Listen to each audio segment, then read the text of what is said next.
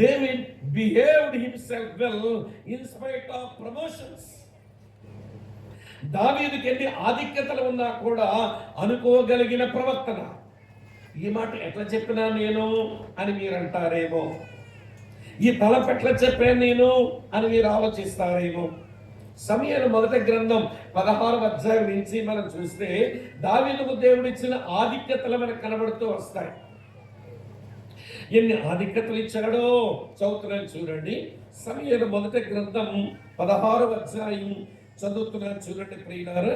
ఇలా వ్రాసి ఉంది, మీ కొరకే చదువుతున్నాను. 12వ వచనం, సమూయేలు మొదటి గ్రంథం 16:12 చూడండి. అతడు వారిని పిలవనంపించి లోపలికి తీసుకుని వచ్చెను. అతడు ఎర్రని వాడును, చక్కని నేత్రములు గలవాడును, చూచుటకు సుందరమైన వాడనై ఉండెను.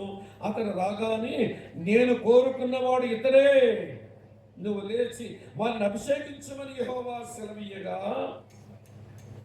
దావీదు లోపలికి రాగానే దేవుడు ఏమంటున్నాడో తెలుసా? నేను కోరుకున్నవాడు ఇతడే. మీకు విషయం చెప్పనా?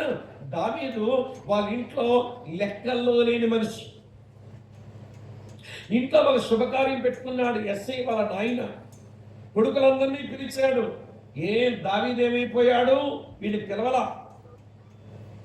దైవజనుడు సమూయేలు వచ్చాడు, ఇక్కడ దహన బలి అర్పిస్తాము, ఒక శుభకార్యం చేయబోతున్నాము, మరి కొడుకులందరినీ పిలుచుకోవాలిగా. కానీ అందరి కొడుకుల్ని పిలిచాడు, కానీ దావీదుని పిలవనంపలా. కారణం ఏంటంటే దావీదు అంత పెద్ద లెక్కల్లో ఉన్న మనిషి కాదు. అందుకు ఇంగ్లీష్లో ఏమంటారో చెప్పనా? David was an unrooted fellow in Jesse's family. David was an unrooted fellow in Jesse's family. యెస్సే కుటుంబంలో దావీదు ఒక లెక్కల్లో లేని మనిషి. ఒక అద్భుతమైన విషయం, మనుషులు లెక్కల్లో లేని వాడు దేవుని చేత కోరుకోబడిన వాడైనాడు. దేవుని లెక్కల్లో లేని మనిషిని దేవుడు కోరుకున్నాడు. దావీదు దొరికిన మొదటి భాగ్యం ఏంటి అనంటే, మొదటి ఆధిక్యత ఏంటంటే దేవుని చేత కోరుకోబడిన వాడయ్యాడు. ఇది ఫస్ట్ ప్రమోషన్. సెకండ్ ప్రమోషన్ చెప్తాను చూడండి. 13వ వచనం, సమూయేలు తైలపు కొమ్మును తీసి వారి సహోదరుల ఎదుట వారికి అభిషేకం చేసెను అని రాసి ఉంది. ఈ వచనం నాకేమి నేర్పించింది అంటే, ఈ దావీదు దేవుని చేత, దేవుని సేవకుల ద్వారా అభిషేకం పొందిన వాడైపోయినాడు. అమ్మా వింటున్నారు కదూ? అతడు దేవుని వినండి ప్రియులారా, అభిషేకం పొందిన వాడైపోయాడు. అదే దావీదు జీవితంలో ఇది మరో ఆధిక్యత, సెకండ్ ప్రివిలేజ్. దేవుని చేత కోరుకోబడిన వాడు, దేవుని చేత అభిషేకించబడిన వాడైనాడు. అటు తరువాత అదే 13వ వచనం చూడండి, ఏమరాస్తుంది అంటే, నాటి నుండి యెహోవా ఆత్మ దావీదు మీదకి బలముగా వచ్చెను. ఈ యవనస్తుడైన దావీదు దేవుని ఆత్మను పొందిన వాడైపోయాడు. ఇది 3వ ఆధిక్యత. దేవుని చేత కోరుకోబడి, దేవుని చేత అభిషేకించబడి, దేవుని ఆత్మను పొందిన వాడు ఇప్పుడు అరణ్యములోకి వెళ్ళినప్పుడు ఏం చేశాడంట ఆయన? చదువుతాను 17వ అధ్యాయం, పేజీ తిప్పండి.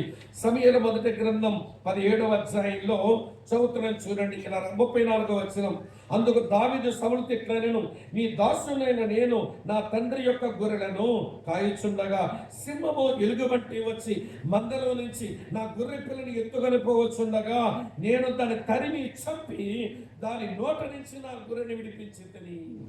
అంటే అరణ్యములో క్రూరమృగాలను జయించిన వాడు. ఇది ప్రివిలేజ్ కాదు. ఒక రాయితో పిచ్చుకొకను కొడితే పెద్ద హీరో అంటే కొమ్ములు ఎత్తాడు. ఇట్లా ఎంత షూట్ చేశాను, ఎవరన్నా నువ్వు కొట్టింది? పిచ్చుకొక్కని. ఒక రాయితో కొట్టగలిగాడట, ఎంత వీరుండో అనుకుంటాడు మా సహోదరుడు.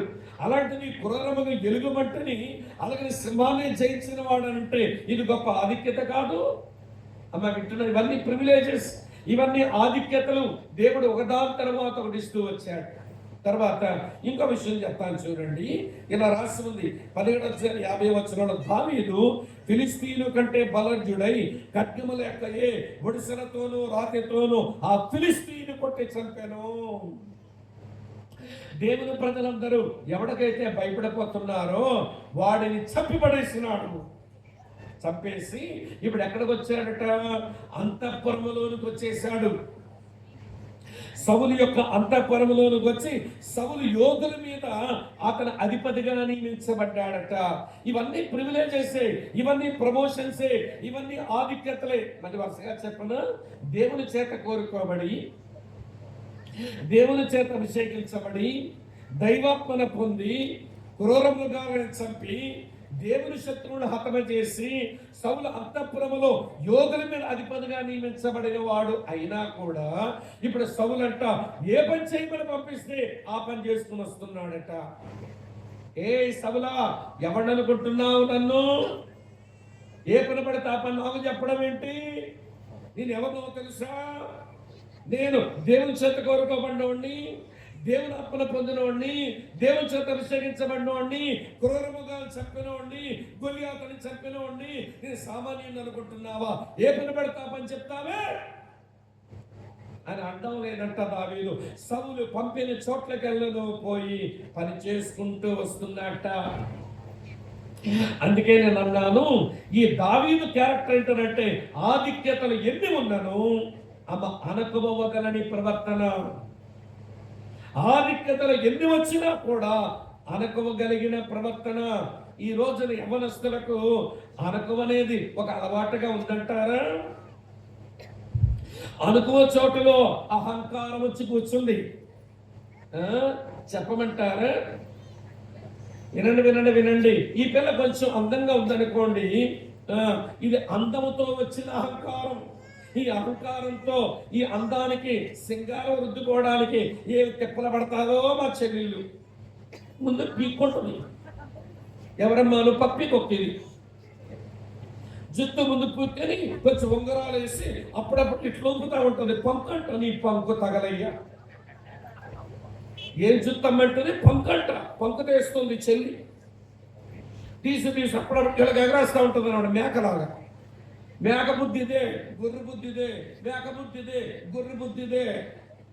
దేవుని పిల్లలు గొర్రె పిల్లలలాగా తల వంచుకుని ఉండాల్సిన వాళ్ళు ఇలా తలెత్తే వాళ్ళం కాదు. ఈ పిల్లకు అందముతో వచ్చిన అహంకారం. ఇక్కడ ఉన్న చాలా బాగున్నారులేండి. మా వైపు కొంతమంది చెల్లెలు వస్తారు మందిరాల్లో మీటింగ్లకి. ఎట్లా వస్తారో చెప్పనా? మా ఒరిస్సా బోర్డర్లో పెద్ద పెద్ద కోతులు ఉంటాయి, బండ కోతులు. ఆ బండ కోతుల సీట్లు రెండు ఎర్ర ఉంటాయి అన్నమాట. ఈ బండకోతుల సీట్ లాగా ఈ పెదాలు ఎర్రగా చేసుకుని కూర్చుంటారు. ఇట్లా ఇదేంట బండకోతులు ముడ్డిలాగా ఉన్నాయి ఈ మూతులు అనిపిస్తాయి మాకు. అందం గర్వం, అందము తెచ్చిన అహంకారం. మా తమ్ముడు కొంచెం ఎక్సర్సైజ్ చేశాడు అనుకోండి, కొంచెం ఎముక మీద కండ కట్టింది అనుకోండి, వాడు మామూలు నడవడు, ఇట్లా నడుస్తాడు. ఏంటో తమ్ముడు 6 ప్యాక్ అంట, వల్లకాడు ప్యాక్. ఏం ప్యాక్ ఇది? 6 ప్యాక్ అంట. కరోనా కలిస్తే కాష్టంలో తేలుండేవాడు. కరోనా కనబడని కరోనా కలిసిందనుకో కాష్టంలో తేలుండేవాడు. పాతి పెట్టేసేవాళ్ళం మనం. ఏమంటే కరోనా కనబడకుండా చంపేస్తుంది. డెంగ్యూ దోమ కొట్టిందనుకో దొంగ చేస్తాడు 6 ప్యాక్ వాడు. మరి ఏంటో రాలుగా ఇతను కండ కట్టిందిగా, ఇది కండ కావరం అన్నమాట. ఇట్లా వస్తాడన్నమాట. కొంతమంది చెల్లెలు బాగా చదువుకున్నారనుకోండి, చదువు లేని వాళ్ళు చూస్తే వీళ్ళకి ఎంత అహంకారమో. కొంచెం డబ్బున్న వాళ్ళు ఉన్నారనుకోండి, డబ్బులో చూస్తే ఎంత అహంకారమో. వినండి వినండి, దేవుని వాక్యం అంటుంది, నీకు ఎన్ని ఆధిక్యతలు ఉన్నా అనుకోవగలద్దు, అహంకారం తెచ్చుకోవద్దు. అహంకారం వచ్చిందా నీ క్యారెక్టర్ లేదు. అహంకారం వచ్చిందో నీ ప్రవర్తనే సరైన ప్రవర్తన కాదు. ఎందుకో చెప్పనా? అహంకారమే లూసిఫర్ను కాస్త అమ్మ విట్టోడు సైతాను చేసింది. అహంకారమే కదా వాడు అక్కడి నుంచి ఇక్కడ తొయ్యబడ్డానికి కారణమైంది. మళ్ళీ మనకే తెలిసి వచనం చెప్తారా? ఈ వచనం సామెతల 16:18 ఏమిటి? వెరుగుతాం. నాశనమునకు ముందు గర్వము నడుచును, పడిపోవడానికి ముందు అహంకారమైన మనసు నడుచును. నా చెల్లెలు తమ్ముళ్ళు వినండి, రాలిపోకండి, రాలుగాయ పిల్లల్లాగా. అహంకారం తెచ్చుకోకండి, అనుకోతో బ్రతకండి. అది ఆశీర్వాదం. దావీదు యవనస్తుడే, ఇంకా పెళ్లిగాని పిల్లగాడే. ఇన్ని ఆధిక్యతలు వచ్చినా గాని ఏ పంచెంతో పనిగలుగుతున్నాడు. నాకు ఆ పని చెప్పడం ఏంటి, నేనంటే ఏమనుకుంటున్నారు అని రాలిపోలేదండి దావీదు. అనుకోతోనే బ్రతికాడు. ఈరోజు చాలా మంది యవనస్తులు చూస్తుంటామండి, వారు ఎంత అహంకారం అయిపోయిందో. మీ జనరేషన్ పేరేంటమ్మా చెప్పండి. నాకు అన్నీ మొదలు పెట్టారు, కొంచెం కొనసాగిస్తా. మీరు ఇప్పుడు ఏ జనరేషను? ఏ తమ్ముడు? జంజీ అంట. తమ్ముడు ఇంకా 2 తరాలు ఎనక్కున్నావు నువ్వు. జంజీ అంటే జంజీ అంటారు, జంజీ దాటేసాం. జంజీ తర్వాత జనాల్ఫా వచ్చింది, జనాల్ఫా తర్వాత జన్బీటా వచ్చింది. ఇప్పుడు తరానికి పేరేంటంటే జన్బీటా. జన్బీటా తరం. జన్బీటా తరం అంటే చెప్పనా మీ సంగతి? మీరు కళ్ళుతో వింటారు, చెవులతో చూస్తారు. దిక్కుమాల్లో మీరే చెప్పండి. కళ్ళుతో ఏం చేస్తారు?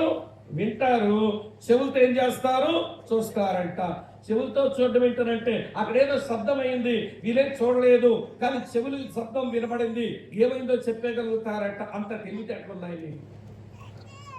మీరు కళ్ళతో వింటారంటే అక్కడ ఎవరో దూరంగా మాట్లాడుకుంటున్నారు, అదే మీకు వినబడడం లేదు. మీ కంటితో వాళ్ళ పెదాలు కనపడం చూశారు, వాళ్ళు ఏం మాట్లాడేసుకున్నారో చెప్పేస్తారంట. మీరు జన్బీటా. చెప్పండి, ఎవరు మీరు? చెప్పండి, గట్టిగా చెప్పండి అమ్మ, తల్లి భయం వేస్తుంది నాకు. జన్బీటా తరం. ఈ జన్బీటాలో తెలివితేటలు ఎక్కువైపోయి అమ్మంటే లెక్కలేదు, నాన్నంటే లెక్కలేదు, మాస్టర్ అంటే లెక్కలేదు, లెక్చరర్ అంటే లెక్కలేదు, సంఘ పెద్ద అంకుల్ గారు అంటే లెక్కలేదు, సంఘ పెద్ద ఆంటీ అంటే లెక్కలేదు, సేవకుడు అంటే కూడా లెక్కలేదు. ఏం తెచ్చిపెట్టుకున్నామంటే అహంకారం. ఇలాంటి ప్రవర్తనతో ఉన్న వాళ్ళ గురించి దేవుడు సాక్ష్యం ఇవ్వడు.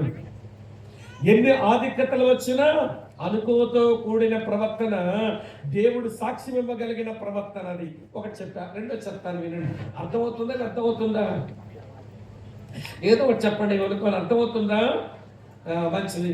మీరు కర్ణాటకలో ఉన్నారు కదా, తెలుగు అయినా కానీ మరి మా భాష బాధపడదేమని భయాన్ని అడుగుతున్నాను అన్నమాట. రెండో ప్రవర్తన చూడండి, అదే సమూయేలు మొదటి గ్రంథం 18వ అధ్యాయం 14వ వచనంలో, మరియు దావీదు సమస్త విషయములలో సుబుద్ధి కలిగి ప్రవర్తింపగా యెహోవా అతనికి తోడుగా ఉండెను. ఇది ఏమి ప్రవర్తన? మరి సుబుద్ధి కలిగిన ప్రవర్తనే. ఇది ఏమి ప్రవర్తన అంటే అపాయాలు ఎన్ని వచ్చినా పగ సాధించని ప్రవర్తన. David behaved himself well in spite of problems. దావీదు అపాయాల్లో ఉన్నాడమ్మా. ఏంటతను వచ్చిన అపాయం? చూడండి, 11వ వచనం చదువుతారు పైన. 11వ వచనం, ఒకప్పుడు సౌలు చేతిలో ఒక ఈటె ఉండగా దావీదును పొడిచి గోడకు బిగించదని అనుకుని సౌలు ఆ ఈట విసిరెను. అయితే తగలకుండా దావీదు 2 మారులు తప్పించుకొనెను. దావీదును గోడకు బిగించి పొడిచి చంపేద్దాం అనుకున్నాడంట సౌలు. దావీదు 2 మారులు తప్పించుకున్నట్ట. ఒకవేళ ఇదే దావీదు గోడకి తగిలిన ఆ ఈట తీసి సౌలుకి ఇసిరి కొట్టుంటే సౌలు ఏమై ఉండేవాడు? ఎప్పుడో చచ్చి ఉండేవాడు ఈ సౌలు. మరి ఆ పని ఎందుకు చేయలేదు అని అంటే, ఆయన దేవుని చేత అభిషేకించబడిన వాడు. అతని మీద నోరెత్తకూడదు, అతని మీద చెయ్యెత్తకూడదు, అతని మీద ఈట విసిరకూడదు. నేను అపాయంలో ఉన్నా అతని మీద పగ సాధించకూడదు అని క్యారెక్టర్ అతనికి ఉంది. ఈరోజు యవనస్తుల క్యారెక్టర్ ఏంటి చెప్పనా? అది నన్ను అంటుదా, నాకు టైం రాదా, దులిపేస్తాం. తర్వాత ఏంటి? జాడించేస్తాం. తర్వాత ఏంటి? ఉతికేస్తాం. తర్వాత ఏంటి? ఎండబెట్టేస్తాం. తర్వాత ఏంటి? ఇస్త్రీ చేసి దాన్ని బీరువా పెట్టుకో. పంతుకు వాళ్ళని పిల్ల ఏంటా మాటలేంటి? అది నీ దగ్గర ఉండవలసిన మాటలేనా? దేవుని బిడ్డవి తెలుసో తెలియక ఆ పిల్లేదో కీడు చేసింది. దులిపేస్తుందంట, జాడించేస్తుందంట, ఉతికేస్తుందంట, ఆరబెట్టేస్తుందంట, ఇస్త్రీ చేసుకొని బీరువాలో పెట్టేసుకుంటుందంట. ఈ డైలాగ్ ఆడపిల్లల కంటే మా తమ్ముళ్ళ దగ్గర ఎక్కువ ఉంటుంది. నాకు టైం రాదా, మా తమ్ముళ్ళు చితికేసి ఎట్లా పడుతుంటారు. టైం రాదా, తొడలో దమ్మున్న మగాడిని నేను, వాడి సంగతి ఏదో తెలియజేస్తాను. అరే నువ్వు నమ్మిన ప్రభు ఎలాంటి వాడో తెలుసా? పేతురు రాసిన మొదటి పత్రిక 2వ అధ్యాయం 23వ వచనం నోట్ చేయండి. 1 పేతురు 2:23లో దూషించిన వారిని బదులు దూషించలేదు, శ్రమ పెట్టినటువంటి వారిని ఆయన బెదిరించలేదు, న్యాయముగా తీర్పు తీర్చే దేవునికి తను తాను అప్పగించుకున్నట్ట. అటువంటి యేసు బిడ్డలు, అటువంటి యేసు పిల్లలం మనం. దూషించడం బదులు దూషించడం అది మన వైఖరి కాదండి. శ్రమ పెట్టిన వాళ్ళని బెదిరించడం అది మన తత్వం కాదండి. ఎవరినో దేవునికి అప్పగించడం మన విధానమే కాదండి. దూషించిన వాళ్ళని బదులు దూషించలేదు. తండ్రి వీరు ఏమి చేయుచున్నారో వీరు ఎరుగన కనుక వీరిని క్షమించున్నాడు కదా నీ ప్రభు. మరి ఎవరో దూషించారని తిరిగి దూషిస్తావేంటి? ఎవరో శ్రమ పెట్టారని వాళ్ళు బెదిరిస్తున్నావేంటి? అది దేవునికి అప్పగించేస్తానంటున్నావేంటి? నీ క్యారెక్టర్ ఏంటి అసలు? ఇందాక బ్రదర్ చెప్పిన ఒక మాట, ఈ రోజుల్లో బెదిరించి బాధ పెట్టే వాళ్ళకు వ్యతిరేకంగా గుంపు తయారైందంటే క్రైస్తవ్యంలో. ఒక ఆయన అంటాడండి, మరి అతని క్రైస్తవ్యం ఏమి క్రైస్తవ్యమో నాకు అర్థం కాలేదు. యూట్యూబ్లో కూడా ఉంది. అతను అంటాడు, ఒరే పప్పు తిన్న వాళ్ళకి అంతుంటే మొక్క తిన్న వాళ్ళకి అంత ఉండవురా. ఏంటమ్మా పప్పు తిన్న వాళ్ళు, ఆర్ఎస్ఎస్ వాళ్ళు పప్పు తిన్న, నేను ఆర్ఎస్ఎస్ వాడినే ఒకప్పుడు. ఈ ఆర్ఎస్ఎస్ వాళ్ళు పప్పు తిన్న వాళ్ళు వీళ్ళకే అంతుంటే మొక్క తిన్న వాళ్ళకి ఎంత ఉండవురా. తీయండ్రా కత్తులు, సాగు నేర్చుకోండి, కర్ర సాగు నేర్చుకోండి, కత్తి సాగు నేర్చుకోండి, నాచొక తిప్పడం నేర్చుకోండి, ఆ సమయం పెట్టంతా వాడుతున్నాడు. యూట్యూబ్ లెక్కించారని. అది క్రైస్తవ్యమేనా? నువ్వు నమ్మిన ప్రభు, నువ్వు వెంబడిస్తున్న ప్రభు దూషించిన వారిని బదులు దూషించలేదు కదా, శ్రమ పెట్టిన వారిని బెదిరించలేదు కదా, న్యాయంగా తీర్పునిచ్చే దేవునికి తను తాను. అదండి క్యారెక్టర్ అంటే. ఈరోజు లోకం చూడాలనుకుంటున్నది యవన తమ్ముడా, యవన చెల్లి, అటువంటి క్యారెక్టర్ దేవుడు లోకానికి నీ ద్వారా చూపించాలనుకుంటున్నాడు. అది చేతకాక, అలా బ్రతకడం రాక. వినండి ప్రియులారా, ఈరోజు సంఘంలో నిష్ప్రయోజకులుగా తగలడుతున్నారు మన యవన తరం. గట్టిగా చెప్పానని బాధపడకండి. ఒకసారి ఆలోచించు, నీ క్యారెక్టర్ ఎలాంటిదో. వింటున్నారా లేదా? ఆధిక్యతలు ఎన్ని వచ్చినా అనుకోగలిగిన ప్రవర్తన, అపాయాలు ఎన్ని వచ్చినా పగ సాధించని ప్రవర్తన అని చెప్పా. మూడో చెప్తాను వినండి. మూడో ప్రవర్తన ఏంటి? 18:30లో చదివేంగా. ఏం చదివాము అక్కడ? చదువుతాను చూడండి. ఫిలిస్తీయులు సర్దారులు యుద్ధములకు బయలుదేరుచు వచ్చారు. వారు బయలుదేరినప్పుడెల్లను దావీదు వివేకము కలిగి ప్రవర్తించు రాగా. ఇది ఏమి ప్రవర్తన అంటే, అవకాశాలు ఎన్ని వచ్చినా దేవుని చిత్తము చేసే ప్రవర్తన. ఇక్కడ ఎలా కనబడుతుందండి? అక్కడ చూపిస్తాను మీకు. మీరు చెప్పండి నాకు. ఎవడి రాజుగారు కొడుకైన యోనాతానికి, సౌలు కుమారుడైన యోనాతానికి వాళ్ళ నాన్నంటే ఇష్టమా, దావీదంటే ఇష్టమా? చెప్పండి నాకు. దావీదంటే ఇష్టం. రాజుగారు కూతురు మీకాలక్కకు, వింటున్నారా లేదా, వాళ్ళ నాయనంటే ఇష్టమా లేక తన ప్రియుడు దావీదంటే ఇష్టమా? నేను చెప్పరే. ఈ దొంగమకాలు, ఈ ఆడోళ్ళు ప్రియుడు లేక భర్త రానంత వరకు నాన్న నాన్న నాన్న నాన్న లేకపోతే బతకలేనట్టది. ప్రేమించినోడు ఒకటి తగిలితే, పెళ్లి చేసుకున్నాడు తగిలితే నాన్నకు అసలు కనబడ్డ నాన్న. ఈ దొంగ అక్కలు మీరే. మరి ఎవరి వైపు చూస్తారే? వినండి, ఒక ప్రియుడో లేక పిల్లాడినోడో రానంత వరకే నాన్న మీద ప్రేమలు తెగవలక పోసేస్తారు. నాన్నంటే నాకు బెల్లం అంటది ఈ పిల్ల. ప్రియుడో పెళ్లి చేసుకున్నాడు వస్తే నాన్న కాస్త అలమైపోతాడు. నాన్నంటే గిట్టదు. ఈ మీకాలక్కకు దావీదు కనబడక ముందు నాన్నంటే ఎంత ప్రేమో. ఇప్పుడు దావీదుని ప్రేమించిందట. ఇప్పుడు వాళ్ళ నాన్నంటే ఇష్టమా, దావీదంటే ఇష్టమా? ఎంత బాగా చెప్తున్నారు. దావీదంటే ఇష్టం. సరే, సౌలు దగ్గర ఉన్న యోధులందరికీ దావీదంటే ఇష్టమా, సౌలంటే ఇష్టమా? దావీదంటే ఇష్టం. ఆ దేశ ప్రజలందరికీ దావీదంటే ఇష్టమా లేక సౌలంటే ఇష్టమా? దావీదంటే ఇష్టం.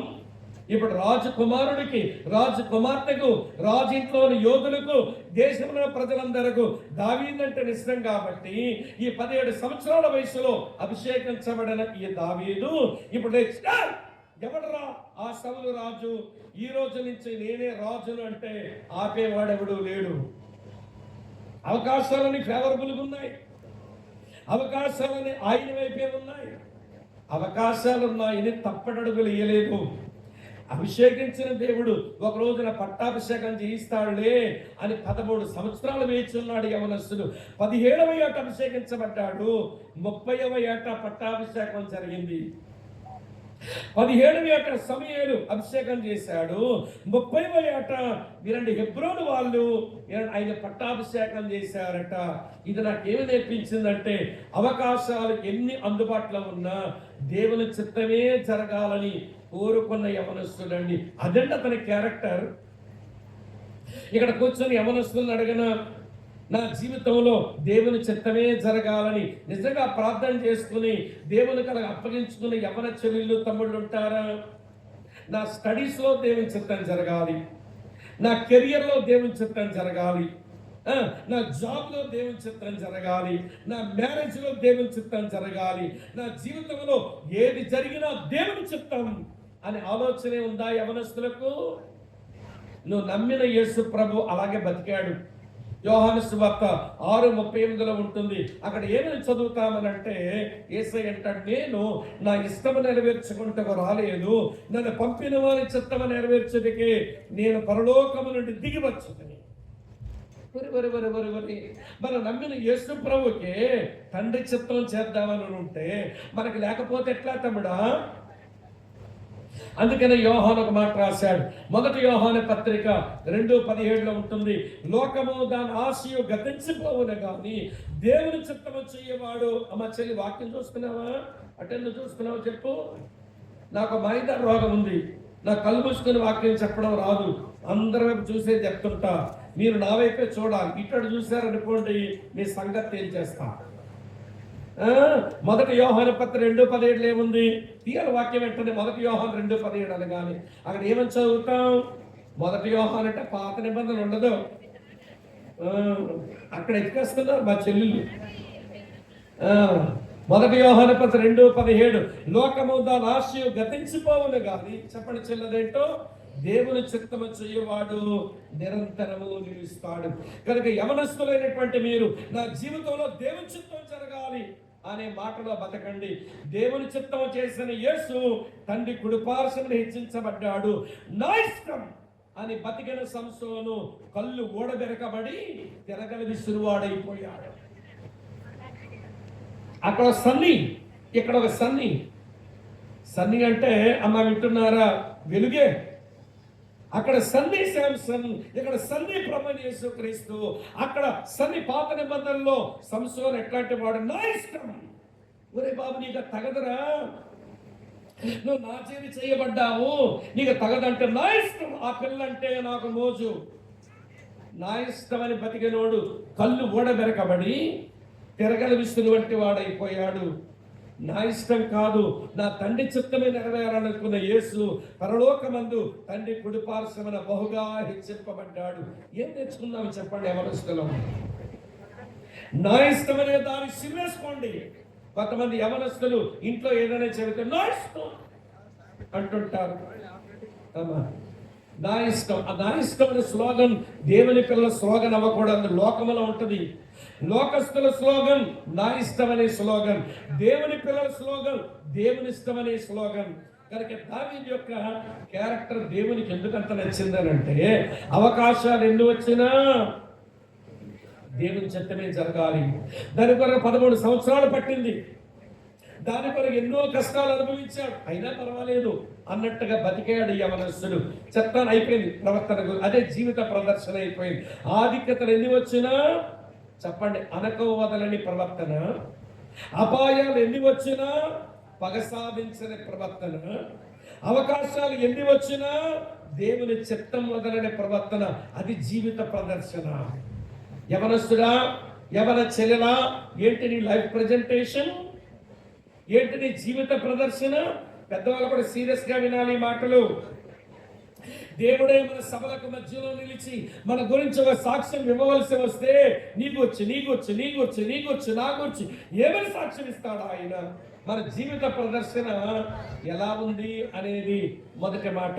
సరిగా బాగలేకపోతే పశ్చాత్తాపడదాం. ప్రభా, నాకు విషయం తెలియదు, దీన మనసుతో బ్రతకడం ఎట్లనో, పగ సాధించకుండా బ్రతకడం ఎట్లనో, నీ చిత్తం కొరకు బ్రతకడం ఎట్లనో నాకు అర్థం కాలేదు, నేర్పించవా అని ఆయన పాదాలు పట్టుకొని ప్రాధేయపడదాం. ఇంత మట్టుగా చాలు. మొదటి విషయం అయిపోయింది. ఇప్పుడు జీవిత ప్రాధాన్యతలు చెప్తాను రండి. ఇక్కడ ఉన్నారా లేదా? నోట్తో చెప్పండి. చుచ్చు అనకండి, ఒక పిల్లలు పిలిచినట్టు. చుచ్చు ఏంటి? నోటితో చెప్పండి ఉన్నామని. ఇక్కడ ఉన్నారా మీరంతా? ఇప్పుడు జీవిత లైఫ్ ప్రయారిటీస్ దేనికి దావీదు తన జీవితంలో ఎక్కువ ప్రాధాన్యత ఇచ్చేవాడో చెప్తాను చూడండి. ఒకసారి చదువుదాం రండి. 10వ వచనం, సమూయేలు మొదటి గ్రంథం 18వ అధ్యాయం 10వ వచనంలో ఒక ప్రయారిటీ ఉంది. తర్వాత 11వ వచనంలో మరో ప్రయారిటీ ఉంది. తర్వాత వింటున్నారా? 13వ వచనంలో మరో ప్రయారిటీ ఉంది. అమ్మ వింటున్నారా? 10, 11, 13 వచనాల్లో దావీదు యొక్క ప్రయారిటీస్ ఉన్నాయి. మీకు అర్థమయ్యేలా చెప్తారు. ఫస్ట్ ప్రయారిటీ 10వ వచనం చూడండి. మరునాడు దేవుని యొద్ద నుంచి దురాత్మ సౌలు మీదకి బలముగా వచ్చినందున అతని ఇంటిలో ప్రవచించుచుండగా దావీదు మునుపటిలాగా వీణ చేత పట్టుకుని వాయించెను. మునుపటిలాగుననే మాట రౌండప్ చేయండి. ఇదివరకు అదే పని చేశాడు, ఇప్పుడు అదే పని చేయవలసి వచ్చింది. సౌలేమో ఆయన దగ్గరికి వెళ్తే సాల్వాలు కప్పుతాడా, సన్మానాలు చేస్తాడా, చేతిలో బొకేలు పెడతాడా? చంపేద్దాం అనుకుంటున్నాడు కదా. కానీ పిలిపొచ్చింది, రాజుగారికి దురాత్మ పట్టిందిరా, నువ్వు వచ్చి వీణ వాయించురా దావీదు అంటే అతను వారు మాట్లాడకుండా వెళ్ళి వీణ వాయించడానికి మునిపెట్టులాగే వెళ్ళినాడు. అంటే అర్థమేంటో తెలుసా? అతని జీవితంలో ఒక ప్రయారిటీ ఏంటనంటే సబ్మిషన్, విధేయత చూపడం. అమ్మ యవనస్తులు వింటున్నారా? యవనస్తులారా, మీ జీవితంలో మీరు కలిగి ఉండవలసిన ప్రయారిటీ ఏంటనంటే విధేయత చూపడం, సబ్మిషన్. ఒక విషయం చెప్పనా? మన నమ్మిన ప్రభువు ఎంత మంచి విధేయుడో. హెబ్రీయులకు రాసిన పత్రిక 5వ అధ్యాయం 8వ వచనంలో ఉంటుంది. అక్కడ ఏమని చదువుతాం మనం అంటే, యేసు ఆయన దేవుని కుమారుడై ఉండి తాను పొందిన శ్రమల వలన ఆయన విధేయత నేర్చుకున్నట్ట. విధేయత నేర్చుకున్నట్ట. మరి ఆయన పిల్లలమని పేరు పెట్టుకొని క్రైస్తవులుగా చలామణి అవుతూ మరి విధేయత నేర్చుకోకపోతే ఎట్లా? యవనస్తులారా, మీకు విషయం చెప్తాను. మీ గురించి పౌలు ఒక మాట రాశాడు. విధేయత గురించి, మీ విధేయత గురించి, మన విధేయత గురించి ఒక మాట రాశాడు. కొలస్సీలకు రాసిన పత్రిక 3వ అధ్యాయం. అమ్మ వింటున్నారా? కొలస్సీలకు రాసిన పత్రిక 3వ అధ్యాయం 20వ వచనం చూడండి ఏమి రాస్తుందో. కొలస్సీ 3:20 ఇలా ఉంది. పిల్లలారా, ఓ తమ్ముడు, ఓ చెల్లి వినండి. పిల్లలారా, అన్ని విషయములలో మీ తల్లిదండ్రుల మాట వినండి, ఇది ప్రభువుని బట్టి మెచ్చుకొనదగింది. దేవునికి విధేయత ఎలాగా చూపుతారు కానీ ముందు మీ తల్లిదండ్రులకు విధేయులు అవ్వండి. ఎన్ని విషయాల్లో? ఏం చెప్పరే? చెప్పండి చెప్పండి. ఎవరా సుందరా తల్లి అక్కడ? అన్ని విషయాల్లో, అన్ని విషయాలలో మీ తల్లిదండ్రుల మాట వినండి. అన్ని విషయాలంటే వస్త్రాలకు ఎవరి మాట వినండి? చెప్పండి. ఇప్పుడు వస్త్రాలకు ఎవరి మాట వినాలి? వాళ్ళ అమ్మ నాన్న పోయి బజార్లోకి మంచి డ్రెస్ కొని పెట్టారు, చుడీదార్. నీ రంగుకి చాలా బాగుంటుందని, నీకు మ్యాచింగ్ ఉంటుందని చుడీదార్ కొని పెట్టారు. పాప, ఈ డ్రెస్ బాగుంటుంది, వేసుకోమని ఇస్తే ఎవరికి కావాలని అని అమ్మ ముఖం మీద కొడుతుంది ఈ పిల్ల. మరి ఏం కావాలి? ఇది రంగు చాలా బాగుంది కదా, నీకు చాలా బాగుంటుందని నేను సెలెక్ట్ చేసి ఎంచి మరి కొన్నానే పాప అంటే ఎవరికి కావాలి? మరి ఏం కావాలి పాప అంటే? నాకు కావలసింది చెప్పనా? చెప్పే మరి అంటే ఈ చెప్పుకు ఒక ఎంత కన్నా ఉండాలి, ఈ చెప్పుకు ఎంత కన్నా ఉండాలి, వీటితో పెద్ద కన్నా ఉండాలి. ఏం కావాలంటే పిల్లకి డ్రెస్ పెట్టున్నారు లేదా మీరు? జబ్బల్ కన్నా బ్లౌజ్ కావాలంటే దీనికి ఆడాళ్ళు ఒళ్ళు కప్పుకుంటే సంసారాలు, ఆడాళ్ళు ఒళ్ళు చూపించుకుంటే వేశ్యలు. ఆ సినిమాల్లో పనిచేసే వాళ్ళకి రెమ్యూనరేషన్ కావాలి కాబట్టి, పైసలు కావాలి కాబట్టి వాళ్ళు ఎక్స్పోజింగ్ ఉంటుంది. కానీ అదే చెప్పారు, లోకంలో మన శరీరాలు కప్పుకొని బతకవలసిన మనం ఆ ఇస్లాం మతంలో ఏమైనా చిన్న పిల్లల దగ్గర నుంచి ఆ పిల్లలకు వస్త్రధారణ అంత బాగా వాళ్ళు నేర్పిస్తుంటే, వాళ్ళు పెద్దయినా అదే వస్త్రధారంతో కనబడుతుంటే, ఈరోజు క్రైస్తవులకే వచ్చిందన్న మైదా రోగం. ఇలాగ ఈ జపకం ఇంత కన్నమంట, ఇలాగ ఈ జపకం ఇంత కన్నమంట, వీపుక పెద్ద కన్నమంట. ఏమిటి అక్క అంటే జపకన బ్లౌజ్ అంట, వాళ్ళ కాడు బ్లౌజ్. అర్థమవుతుంది నేను చెప్పే మాట. మరి వస్త్రాలకు అమ్మా నాన్న మాట వినవి. మీరు అలాగ మా తమ్ముళ్ళు చెప్పలే, మా వాళ్ళు తక్కువ ఏంటి వీళ్ళంటాడు. ఒరే బాబు ఏమిట్రా ఈ ప్యాంట్ అంటే బ్రాండెడ్ అన్నట్టాడు. ఏమిటి ప్యాంట్ అంటే ఈ ప్యాంట్ నిండా జోబు లేదమ్మా. అడుగుతున్నాడు సంచులు, అడుగుతున్నవాడు సంచులు కావాలి. మరి ఈడికెందుకో ఈ సంచులు ప్యాంట్లు నిండా. అదే విదేశాలు పోయే వాళ్ళకి పాస్పోర్ట్ పెట్టుకోవాలి, వీసా పెట్టుకోవాలి, పర్స్ పెట్టుకోవాలి. వాళ్ళకి అవసరం విదేశీ ప్రయాణం చేసే వాళ్ళకి. మరి విదేశీ ప్రయాణం చేస్తున్నామంటే కాదు అమ్మ వింటున్నారా, ఊరకనే స్టైల్గా వేస్తున్నాడంటే ప్యాంటు.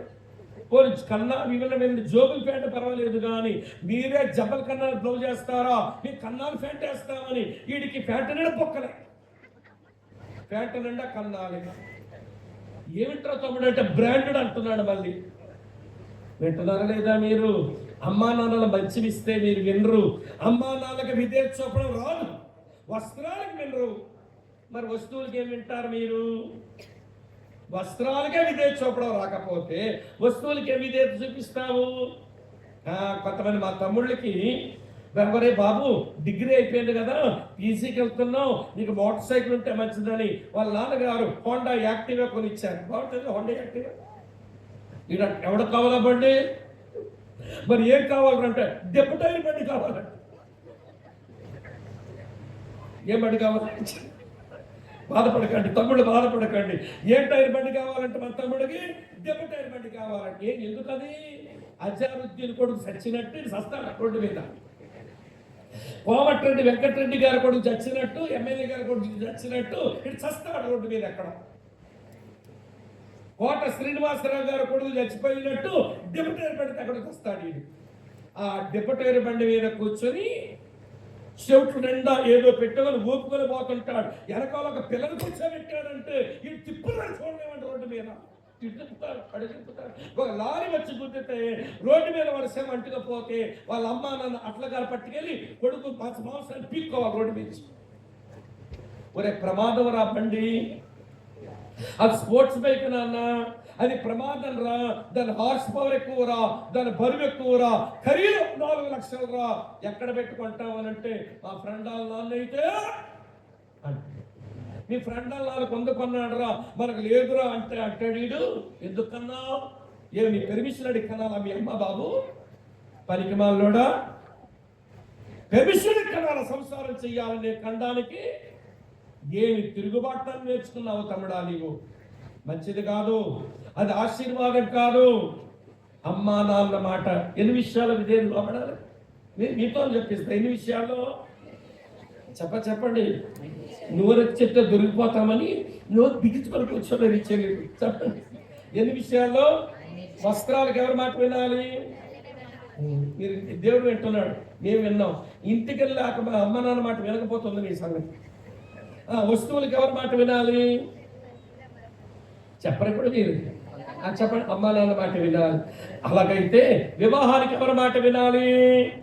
వదిలేస్తారనుకుంటున్నారా? వస్త్రాలకు అమ్మా నాన్న మాట వినండి, వస్తువులకు అమ్మా నాన్న మాట వినండి, ఇటువంటి వివాహానికి అమ్మా నాన్న మాట వినండి.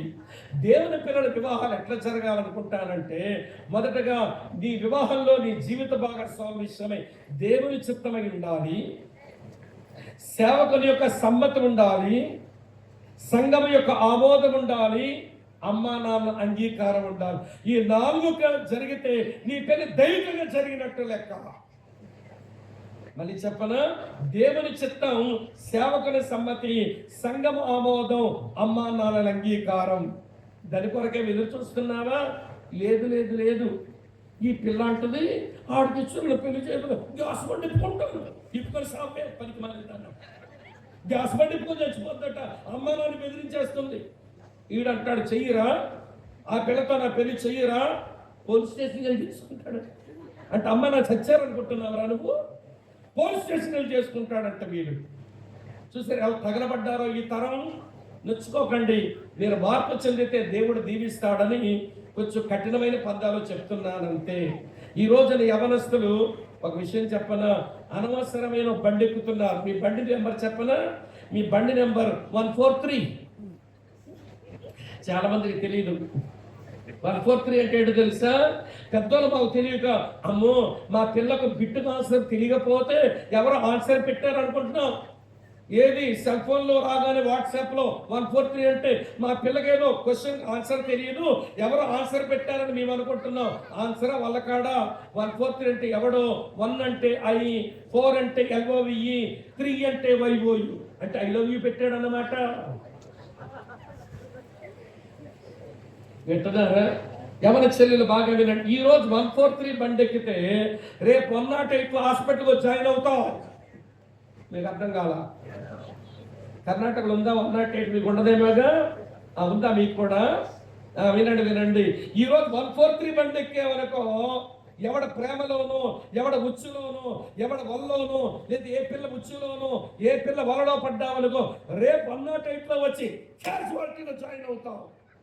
చచ్చేలాగా నీకు ట్రీట్మెంట్ మొదలెట్టాల్సి ఉంటుంది.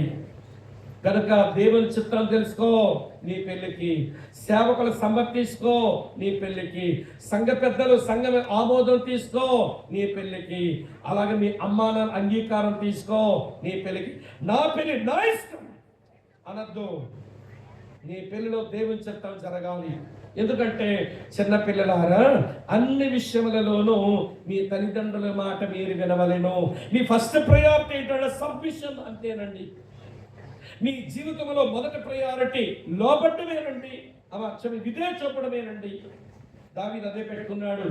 పిలిచారే దావీదురా వీరమాయించుగానంటే అక్కడికి వెళ్తే చంపేసేలాగున్నాడు, అయినా వస్తానని వచ్చేసాడు. విధేయతే అతని జీవిత ప్రాధాన్యత. ఒకటి చెప్పా, అర్థమైందా? ఏంటో బొట్లతో పిల్లకి ఇట్లా కళ్ళు పెద్దలు చేస్తున్నారు. అర్థమైందా మీకు? ఏమంటే ఫస్ట్ ప్రయారిటీ ఏంటి మన జీవితంలో? సబ్మిషన్ ఒకటి. రెండో చెప్తాను రండి.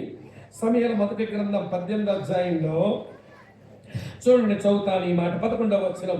ఒకప్పుడు సౌలు చేతిలో ఒక ఈటి ఉండగా దావీదును పొడిచి గోడగా బిగించదని అనుకుని సౌలు ఈటి విసిరెను. అయితే తగలకుండా దావీదు 2 మారులు తప్పించుకొనెను. తప్పించుకొని పారిపోయినా తప్పించుకొని అక్కడే ఉండనా? అక్కడే ఉన్నాడు. తప్పించుకున్నాడు కానీ అక్కడే ఉన్నాడు. ఇది ఏమిటి అతని జీవితంలో ప్రయారిటీ అంటే? స్టెడ్ఫాస్ట్నెస్, నిలకడ కలిగి జీవించడం. స్టెడ్ఫాస్ట్నెస్, సబ్మిషన్, స్టెడ్ఫాస్ట్నెస్, విధేయత, నిలకడ కలిగి జీవించుట. చెల్లెలు తమ్ముళ్ళు పెద్దలు కూడా వినండి. దేవుడు ఎక్కడుంచాడో, దేవుడు ఎక్కడ నిన్ను పెట్టాడో అక్కడ నిలిచి ఉండు. చంచులపై ఇటు అటు తిరగద్దు, నిలకడ కావాలి. ఈరోజు యవనస్తులకు నిలకడ తక్కువ అంట. ఎందుకంటే బుర్రలో పురుగులు తిరుగుతుంటాయిగా మనకి. నిలకడ లేని జీవితం అది చాలా ప్రమాదం. దావీదు జీవితంలో దేవుడి మంచి సాక్ష్యం ఇవ్వడానికి రెండవ కారణం అతని యొక్క ప్రాధాన్యతలు. మొదటి ప్రాధాన్యత విధేయత, రెండవ ప్రాధాన్యత నిలకడ. మూడో చెప్తాను రండి. అదే 18వ అధ్యాయంలో చదువుతున్నాను చూడండి, 13వ వచనం. కాబట్టి సౌలు అతను తన యొద్ద నుండనీయక సహస్రాధిపతిగా చేసెను. అతను జనులకు ముందు వచ్చుచూ పోవచ్చు ఉండెను. సౌలు ఏం చేస్తున్నాడంట? ప్రమోషన్ ఇచ్చాడు. నువ్వు సహస్రాధిపతి అన్నాడు. ప్రేమించే ప్రమోషన్ ఇచ్చాడు అనుకుంటున్నారా మీరు? గుర్తుదే, ప్రేమించే ప్రమోషన్ ఇవ్వలా. సహస్రాధిపతి అయితే జనాలకు ముందుంటే ఫిలిష్తీయుల చేతిలో ఈ దావీదు చస్తాడు, నేను చంపుదామంటే వీడికి చావు రావట్లా, ఫిలిష్తీయుల చేతిలో నేను చస్తాడని సహస్రాధిపతిగా చేసి ఇక్కడి నుంచేనంటే ప్రియులారా, అక్కడ ప్రమాదం ఉందని తెలుసు, శత్రువుల చేతిలో నాకు ప్రమాదం ఉందని తెలుసు, అయినా దావీదు వెళ్ళిపోతా ఉన్నాడు. దాన్ని ఏమంటామనంటే సరెండర్, లొంగిపోవడం. సబ్మిషన్ ప్రయారిటీగా పెట్టుకున్నాడు, స్టెడ్ఫాస్ట్నెస్ ప్రయారిటీగా పెట్టుకున్నాడు, సరెండర్ అవ్వడం ప్రయారిటీగా పెట్టుకున్నాడు, విధేయత చూపడం ప్రాధాన్యతగా పెట్టుకున్నాడు, నిలకడగా ఉండడం ప్రాధాన్యతగా పెట్టుకున్నాడు, లొంగిపోవడం ప్రాధాన్యత పెట్టుకున్నాడు. యవన చెల్లెలు, యవన తమ్ముళ్ళు వినండి, దేవునికి లొంగండి. దేవునికి లొంగితే మీ కుటుంబానికి మీరు దక్కుతారు, దేవునికి దక్కుతారు. మీరు లొంగడం మీకు చేత కాకపోతే దేవునికి దక్కరు, మీ కుటుంబానికి దక్కరు. మీ జీవితమే ప్రశ్నపడే ప్రమాదానికి పోతుంది. ఈ సత్యం తెలుసుకుంటే చాలు, ఎందుకంటే ఎక్కువ చెప్పలేదు, సమయం కూడా లేదు. సబ్మిషన్, స్టెడ్ఫాస్ట్నెస్, సరెండర్, విధేయత, నిలకడ, లొంగిపోవట, ఆ ప్రాధాన్యతలు పెట్టుకున్నాడు దావీదు. అందుకనే దేవుడి మంచి సాక్ష్యాన్ని ఇవ్వగలిగాడు. Young boy, 17 years, teenage boy. ఏమి క్యారెక్టర్ అండి ఆయనది, ఏమి ప్రయారిటీస్ అండి ఆయనవి. మూడో చెప్తాను వినండి. మూడోది ఏం చెప్తానన్నాను? జీవిత అవగాహన, డేవిడ్స్ లైఫ్ పర్సెప్షన్. ప్రియులారా, దావీదు గురించి కొంతమంది ఒక అవగాహన కలిగి ఉన్నారు. పబ్లిక్ ఏమనుకుంటుంది దీని గురించి చూడండి. 5వ వచనం 18 చూడండి. దావీదు సౌలు తన పంపిణీ చోట్లకి వెళ్ళకపోయి సుబుద్ధి కలిగి పని చేసుకుని వచ్చాను కనుక సౌలు యోధుల మీద అతను నియమించాను. జనులందరి దృష్టిని, సౌలు సేవకుల దృష్టిని దావీదు అనుకూలుడై ఉన్న. పబ్లిక్ దావీదు గురించి బాగానే ఉంటుంది. దీని పబ్లిక్ పర్సెప్షన్ అంటాం. ప్రజలంతా దావీదు గురించి బాగానే చెప్పుకుంటున్నారు. చెల్లెలు తమ్ముళ్ళు వింటున్నారా? ప్రైవేట్గా సౌలు ఏమనుకుంటున్నాడో తెలుసా? ఇది ప్రైవేట్ పర్సెప్షన్. చూడండి ఏమి వస్తుందో. 18 చూడండి. 1 సమూయేలు 18:15 దావీదు మిగులు సుబుద్ధి కలవాడే ప్రవర్తించిన సౌలు చూసి మరి అధికముగా అతను భయపడను. అమ్మో, ఈ దావీదుతో దేవుడు తోడుగున్నాడు, అతను సుబుద్ధి కలిగే ప్రవర్తించిన వాడని సౌలే భయపడిపోతున్నాడట. అంటే ప్రైవేటుగా అతను బయటికి చెప్పలేకపోతున్నాడు, కానీ మంచి అవగాహనే దావీదు మీద ఉంది. పబ్లిక్ బాగా చెప్పుకుంటున్నారు, ప్రైవేట్గా బాగా అనుకుంటున్నాడు. ఈ రెండింటిని బట్టి దేవుడు సాక్ష్యం ఇవ్వలేదు, కానీ పర్సనల్ పర్సెప్షన్. అసలు దావీదు తన గురించి తానేమనుకుంటున్నాడు, అది ప్రాముఖ్యం.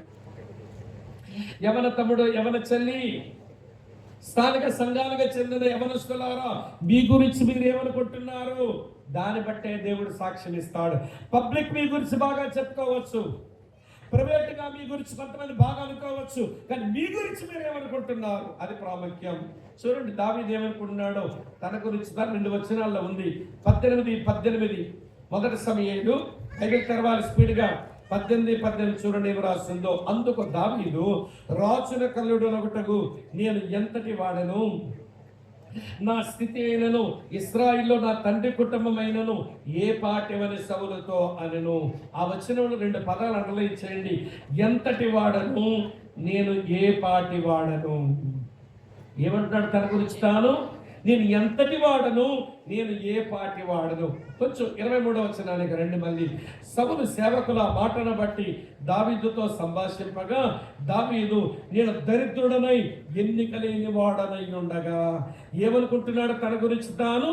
నేను దరిద్రుడను, ఎన్నిక లేని వాడను.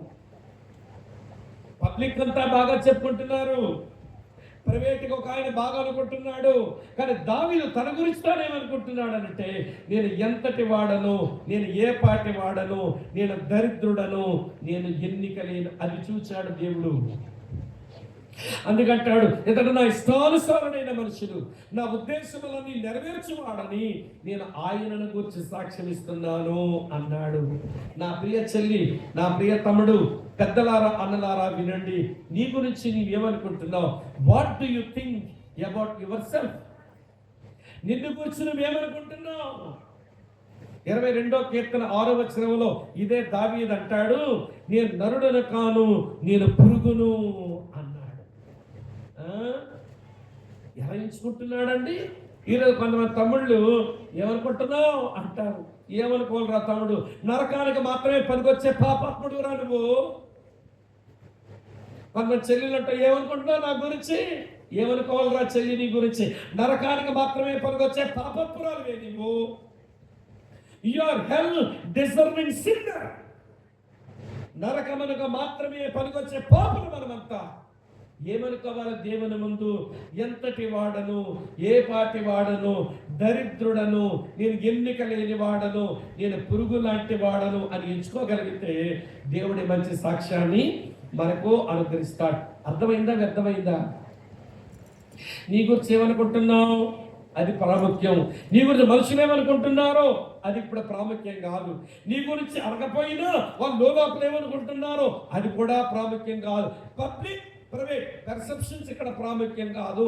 నువ్వు పర్సనల్గా నీ గురించి నువ్వేమనుకుంటున్నావు అది చాలా ప్రాముఖ్యం. అది చాలా ప్రాముఖ్యం. దావీదు లాంటి వాడే అలా అనుకుంటే చెల్లాయి, దావీదు లాంటి వాడే అలా అనుకుంటే తమ్ముడా, నీ గురించి నువ్వేమనుకోవాలి, నా గురించి నేనేమనుకోవాలి.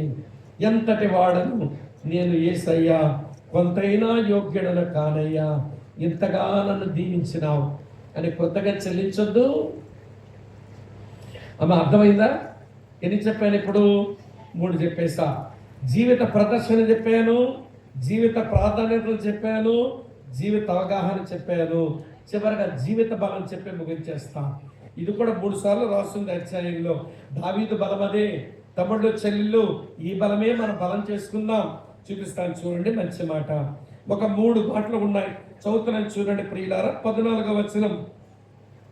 ఏంటి దావీదు బలం? మరియు దావీదు సమస్త విషయములలో సుబుద్ధి కలిగి ప్రవర్తింపగా యెహోవా అతనికి తోడుగా ఉండెను. దేవుని తోడే ఆయన బలం. అమ్మ వింటున్నారా? మరి 12వ వచనం పైన చూడండి, 12. యెహోవా తనని విడిచి దావీదు తోడయుండుట చూచి అన్నాడు. గుర్తుందా? 2 ఒక పేజీ తిప్పండి. 1 సమూయేలు గ్రంథం 18వ అధ్యాయంలో 28వ వచనం చూస్తారు. 28 యెహోవా దావీదునకు తోడయుండుటయు అని రాసి ఉంది. నేను ఒక విషయం చెప్పనా, దావీదుకున్న బలం ఏంటనంటే దేవుని తోడు అంతే. దావీదు బలమంతా ఏంటనో దేవుని తోడు. యవన చెల్లెళ్ళు, యవన తమ్ముళ్ళు వినండి, మన స్టడీస్లో కానివ్వండి, మన కెరియర్లో కానివ్వండి, మన ఫ్యూచర్ లైఫ్లో కానివ్వండి, దేవుని తోడు కలిగి బతుకుదాం. ఒక 3 ఉదాహరణలు చూపిస్తాను. ఒక 3 యవనస్తులను చూపిస్తాను. ఒక ఆయనకు వచ్చి పెద్ద వయసే కానీ ఆయనకి మొదటి నుంచి అనుభవం ఉంది కనుక ఆయన్ని ఆ కోవ కట్టి చూపిస్తాను. రండి ఒకసారి. ఒక యవనస్తుడు దేవుని తోడుతో ఉండి ఏం చేసినాడో చూడండి. అపోస్తుల కార్యాలు గ్రంథం 7వ అధ్యాయంలో, అపోస్తుల కార్యాలు 7వ అధ్యాయం మీ కొరకే చదువుతున్నాను చూడండి. మరి మంచి మాట. అపోస్తుల కార్యాలు 7వ అధ్యాయం చదువుతున్నాను. ఈ మంచి మాట దయచేసి చూడాలని నా మనవి. స్టెఫను ప్రసంగం 9వ వచనం. ఆ గోత్రకర్తల మత్సరపడి యోసేపును ఐగుప్తులోని పోగొట్టుకు అన్ని వేశారు కానీ దేవుడు అతనికి తోడయ్యుండి అతని శ్రమలన్నిట్లోంచి తప్పించి అని అటలే చేయండి. దేవుడు అతనికి తోడయ్యుండి అతని శ్రమలన్నిట్లోంచి తప్పించి. మన శ్రమలన్నిట్లోంచి తప్పించబడాలి అనుకుంటే నీకు కావలసింది దేవుని తోడు అంతే. దేవుని తోడు. మరొక ఆయన అనుభవం చెప్తాను చూడండి. యెహోషువ గ్రంథం 3వ అధ్యాయంలో, యెహోషువ గ్రంథం 3వ అధ్యాయంలో ఇప్పుడు ఆయన వయసు 80 అయింది కాబట్టి జీవిత అనుభవం అదే కనుక చెప్తున్నాను. 7వ వచనం చూడండి. 3:7 అప్పుడు యెహోవా యెహోషువతో ఇట్లా అనెను, నేను మోషేకు తోడయుండునట్లు నీకును తోడయుందునని ఇశ్రాయేలులందరూ ఎరుగునట్లు నేడు వారి కన్నుల ఎదుట నిన్ను గొప్ప చెయ్యే మొదలు పెట్టెదను. దేవుని తోడు నిన్ను గొప్ప చేస్తుంది చెల్లి. దేవుని తోడు నిన్ను గొప్ప చేస్తుంది సహోదరుడా. కోరుకో ఈ బలం. దేవా నాకు ఏదున్నా లేకపోయినా పర్వాలా, నీ తోడు నాకుంటే చాలు నాయనా అని కోరుకున్నా. అదే మన జీవిత బలం. దేవుని తోడుతో అపాయాలు తప్పించబడి, దేవుని తోడుతో గొప్ప చెయ్యబడి. ఈ వచనం మళ్ళీ దావీదే చదువుతాను చూడండి. సమూయేలు 2వ గ్రంథం 5వ అధ్యాయం 10వ వచనంలో దావీదు అంతకంతకు వర్ధిల్లెను, సైన్యముల గణపతి యెహోవా అతనికి తోడుగా ఉండెను. దేవుని తోడు దావీదును వర్ధిల్లింపచేసింది. ఇక్కడ కూర్చుని యవనస్తులకి అమ్మ అపాయాల నుంచి కాపాడబడాలి ఎంతమందికి ఉంది? చెయ్యొత్తండి. పొరపాటు అడగదు. నాకు తెలుసు చేతులండి, అర్థం తెలియదు నాకు. మీరు ఎంతమంది గొప్ప చేయబడాలని చేతులెత్తండి అంటే తెస్తారు.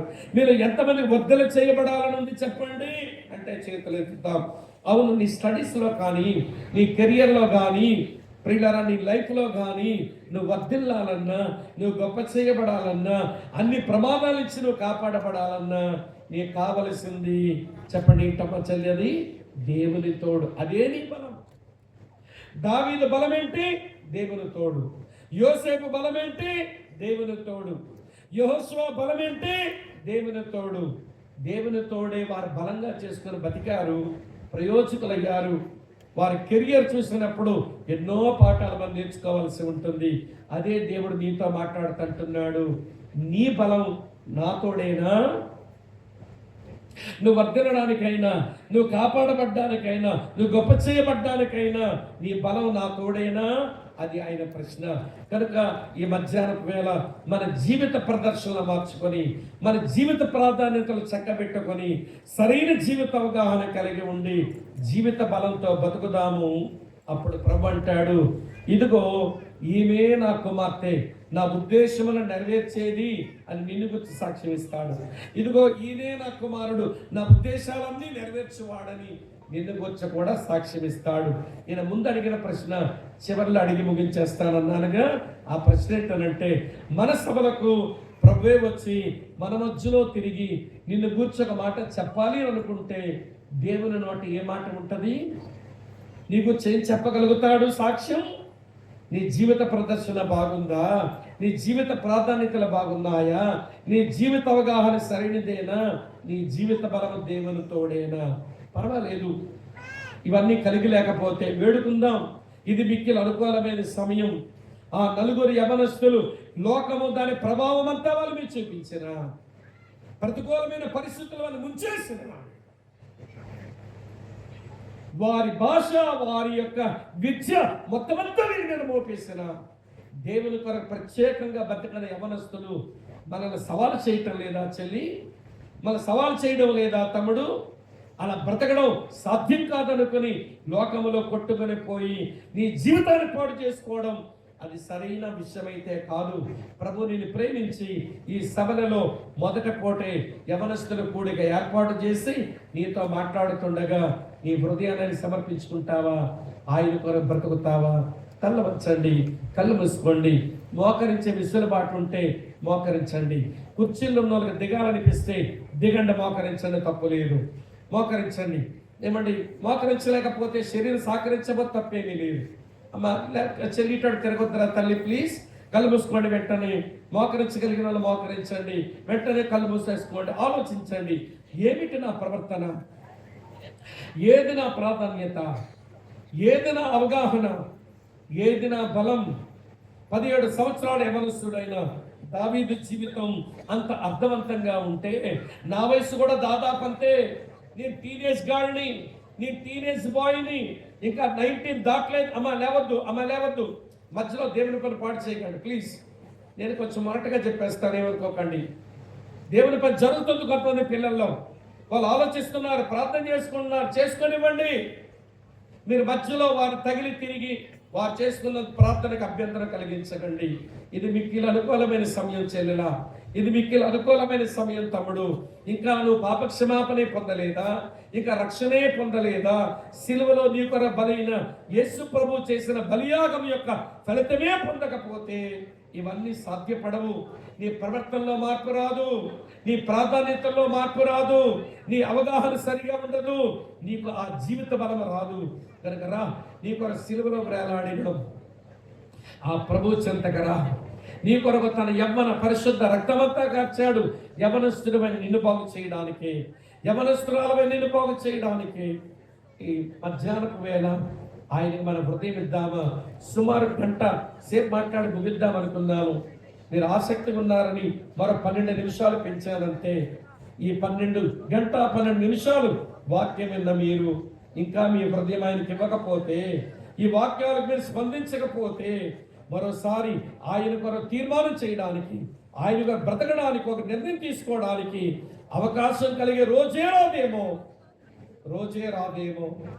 స్వామి అన్న ఇన్ని మాటలు మా మీదకి వచ్చాక అన్న చెప్పారు, దానియేలు, షడ్రక్, మేషక్, అబేద్నెగోల జీవితం మీరు చెప్పారు, దావీదు జీవితం, ఈ వాక్యాలని మా మీద నెరవేర్పణ చేస్తుండగా పశ్చాత్తాపంతో, విరిగి నలిగిన హృదయంతో, క్షమాపణతో నేను ప్రభు తట్టు తిరుగుతాను స్వామి అన్న. స్వామి అంకుల్, నేను ప్రభుని నమ్మకంగా వెంబడిస్తా, వాక్య విలువలు కలిగి బ్రతుకుతా.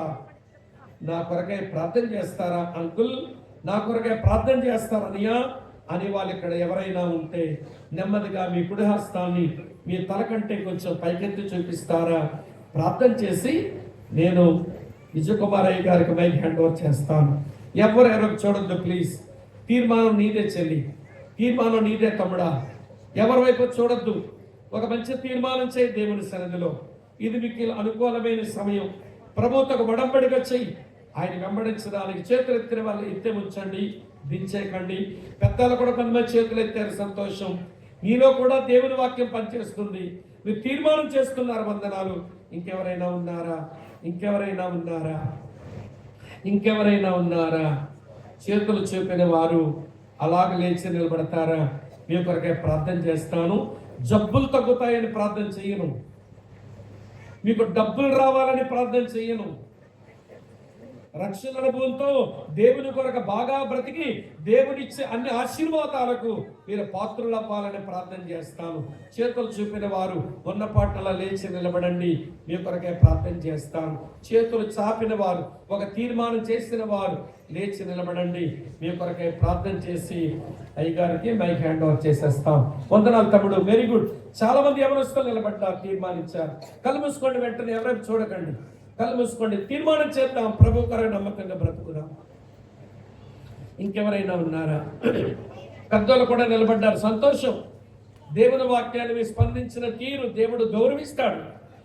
దేవుడు తప్పక మీ ఎత్తుని మీ చెయ్యిన పట్టుకొని బలపరుస్తాడు. ఇంకెవరైనా ఉన్నారా? ఇంకెవరైనా ఉన్నారా? ప్రేమ కలిగిన మా ప్రియమైన తండ్రి, స్థానిక సంఘం ఏర్పాటు చేసుకున్న ఈ 3 దినాల మంచి కూడికల్లో పగటిపూట యవనస్తుల కొరకై నీ కూడికలో నీ వాక్యం ఒక ప్రవాహంలాగా మా మీదకి పొర్లు వచ్చింది. ఆ వాక్యపు వెలుగులో మమ్మల్ని మేము పడుకుంటూ, మా ప్రవర్తన మార్చుకుంటూ, మా ప్రాధాన్యతలు సరిచేసుకుంటూ, సరైన అవగాహన కలిగి నీ బలంతో బతకడానికి ఇంతమంది నిలబడ్డారు నాయన. తమలో తాము ప్రార్థన చేసుకుంటున్నారు. వారి హృదయ స్థితిని నువ్వు పైనుంచి తొంగి చూస్తున్న దేవుడు. వారి ఎత్తున చేతులు మీదే పట్టుకొని 2 తెస్సలోనిక 3:3 రాయబడినట్టు, ప్రభు నమ్మదగిన వాడు, ఆయన మిమ్మల్ని స్థిరపరిచి ప్రతి దుష్టత్వం నుంచి కాపాడును అనే వాక్యం మా ప్రియులందరి విషయంలో నెరవేర్పో తీసుకోరండి. రక్షణ భాగ్యంతో, రక్షణ ఆనందంతో నాయన నీ కొరకు సాక్షులై బ్రతకడానికి మా ప్రియులందరికీ దీవెన దయచేయండి. దావీదు గురించి ఎలానైతే మీరు సాక్ష్యం ఇచ్చారో మా గురించి కూడా అలా సాక్ష్యం ఇచ్చి మా జీవితాలు సార్థకం చేయండి. రాత్రి సభ కొరకు మమ్మల్ని సిద్ధపరచండి. యేసుక్రీస్తు నామంలోని స్తోత్రాలు చెల్లించి అడిగి వేడుకుంటూ నిలబడమన్న ప్రతి బిడ్డను మీ 2 చేతులెత్తి దీవించమని, రాత్రి కూడకు సంసిద్ధపరచమని యేసుక్రీస్తు నామంలోని స్తోత్రాలు చెల్లించి మీకు ప్రార్థిస్తున్నాము తండ్రి. ఆమేన్, ఆమేన్, ఆమేన్. అందరూ ఆమెన్ చెప్తారు. కుమారు కూర్చోండి. Thank you. అందరికీ వందనాలు.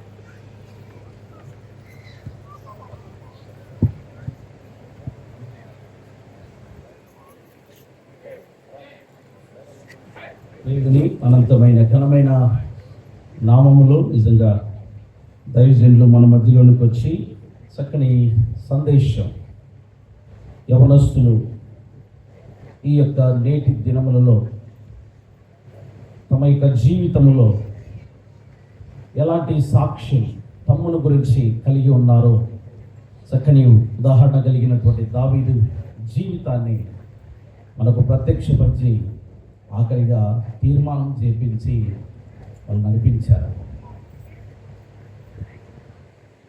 ఎవరెవరైతే మరి ఇందులో తీర్మానం చేసుకొని ఆ రీతిగా జీవించాలనుకుంటున్నారో ఆ వాక్యానికి విధేయత చూద్దాం.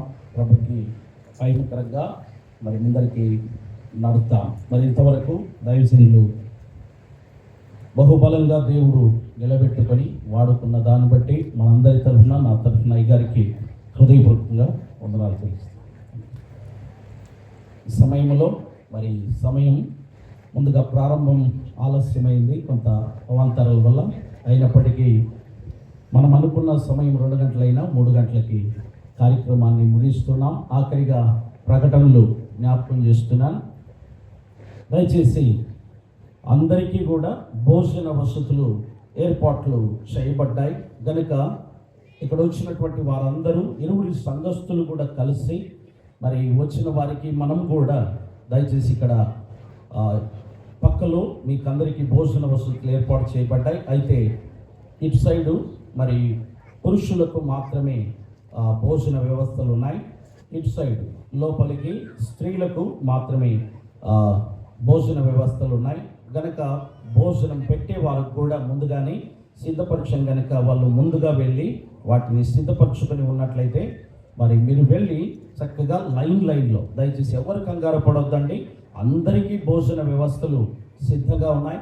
అందరూ కూడా భోంచేసి మరలా సాయంకాలమున దయచేసి సమయానుకూలంగా 5:30 గంటలకు ఈ యొక్క కార్యక్రమాన్ని మరలా ప్రారంభిస్తున్నాం. మరలా దైవజనులు 2 సందేశములు దేవుని చిత్తంలో మనకు మరి వినిపించనయ్యన్నారు కనుక సమయానికి రండి. మరి మంచి సంగీత బృందం పాటలు పాడి దేవునామాన్ని గణపరిచి మహింపరిచే సంగీతం వాళ్ళు పాటలు పాడి దేవునామాన్ని గణపరిచే మంచి మరి స్వరములు కలిగినటువంటి దేవుడు సింగర్స్ని ఇచ్చారు కనుక వారి పాటలు మనం విందాం. మనమందరం వారితో కలిసి నేర్చుకుందాం, పాడదాం. దయచేసి 5:30 గంటలకు మీరు వస్తే పాటలు వింటారు, నేర్చుకుంటారు కనుక సమయాన్ని పాటించండి. ఈ రోజున చేసినట్లుగా వాక్యానికి అభ్యంతరాలు కలగకుండా ముందుగానే వచ్చి మీరు కూర్చున్నట్లయితే దైవజనులు చెప్పడానికి మనం వినడానికి దేవుని సన్నిధిని మనం ఆస్వాదించడానికి ఉంటుంది కనుక ఈ ప్రకటనలో మీరు జ్ఞాపకం ఉంచుకోవాలని ప్రభువు పేట మీకు మనవి చేస్తూ ఉన్నాను. మరి తల్లో ఉంచుదాం, కళ్ళు మూసుదాం. ఆఖరి ప్రార్థన పరలోక ప్రార్థన అంత్యాశీర్వాదముతో మనం ముగించుకుందాం. తల్లు ఉంచండి, కళ్ళు వేయండి, ప్రార్థన చేసుకుందాం.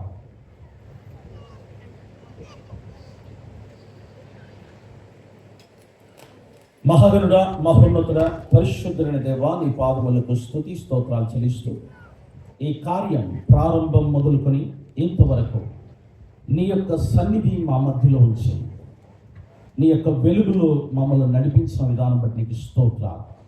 చీకటి సంబంధమైన సాతాను శక్తులన్నీ దూరపరిచి అందరి మనస్సులను హృదయాలను నాయన మీరు కదిలించి ఈ ముందుగా యవనస్తుల కూటముల్లో పెద్దలు, నాయకులు, స్త్రీ పురుషులు, యవన స్త్రీలు అనేకులు వచ్చి దైవజనుల ద్వారా మీరు మాట్లాడిన ప్రతి మాటలు వారి హృదయములలో భద్రపరచుకోవడమే కాకుండా దాన్ని విని గైకొని దాని ప్రకారము తమ ప్రవర్తనను, తమ జీవితాలను మార్చుకొని ఈ కడవరి దినములలో నీ కొరకు నిలబడి సాధనాలుగా, సాక్షులుగా, నీకిష్టులుగా జీవించే కృపను అందరికీ దయచేయండి. చెప్పిన దైవజనులను ఇంకా మీరు ప్రభువా బలపరచండి, ఆయన ఆరోగ్యాలు ఆయుష్తో నింపండి, నీ ఆత్మ బలముతో నిలబెట్టుకొని మరలా ప్రభువా మీరు సాయంకాలమున మీరు మాట్లాడమని ప్రార్థన చేస్తున్నా.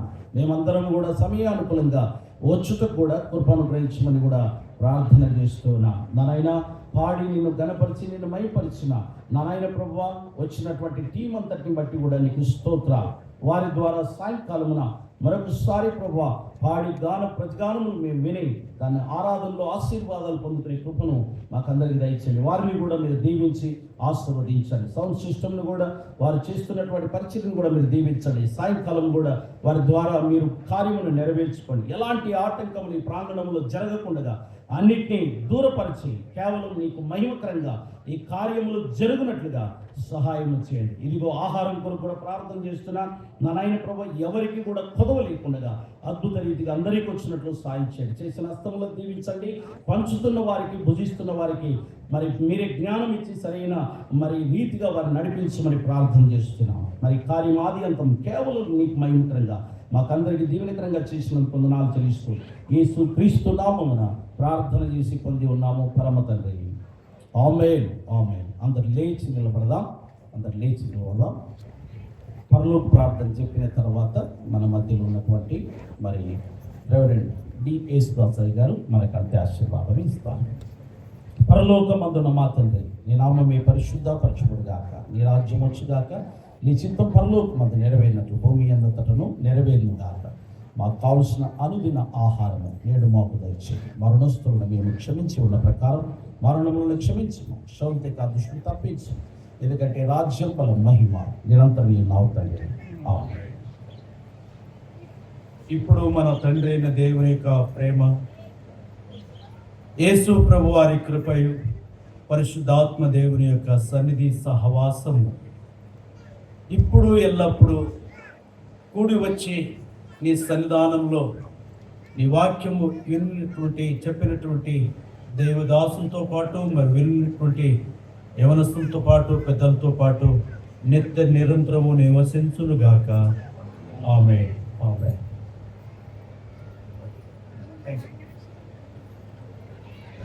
అధ్యాక్షులు ఇచ్చిన దైవజనులకు వందనాలు. మీ అందరికీ వందనాలు. దయచేసి అందరికీ భోజన ఏర్పాట్లు ఉన్నాయి, మరి అక్కడికి వెళ్ళి భోజనం చేయాలని మనం చేస్తున్నాం. సాయంకాలం సరైన